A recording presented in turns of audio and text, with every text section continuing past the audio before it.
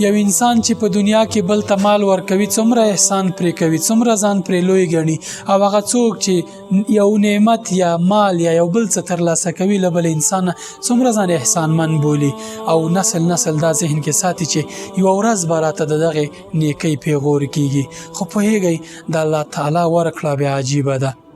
نه یوازې دا چې تا ته مال درکوي، احسان هم در باندې نه کوي، او په بدل کې له تا نه غواړي چې له دغه مال نه دې یو برخه ډېره لږه اندازه بیرته ما ته قرض راکړه. ته چې کله یوې غریب ته د الله تعالی له ماله چې په حقیقت کې دا ستا مال د الله تعالی مال دی، یو غریب ته یو څه ورکوي، الله پاک په بدل کې تا ته نه یوازې په دنیا کې څو چنده مال درکوي، لسګونه چنده اجر هم درکوي، او په آخرت کې جنت درکوي.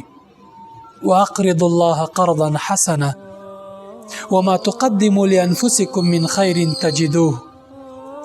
الله پاک ته قرض حسنه ورکړي، او هغه څه چې تاسې په دغه برخه کې کوئ الله پاک پر وړاندې حتما مومئ. په حقیقت کې دغه غریب ته چې تاسې مال ورکوئ، یو انسان سره خیر ښېګڼه کوئ، دا تاسې الله پاک ته قرض حسنه ورکوئ چې نه یوازې په دنیا کې لسګونه چنده بدله درکوي، بلکې په آخرت کې جنت درکوي. ادخلوا الجنة بما کنتم تعملون.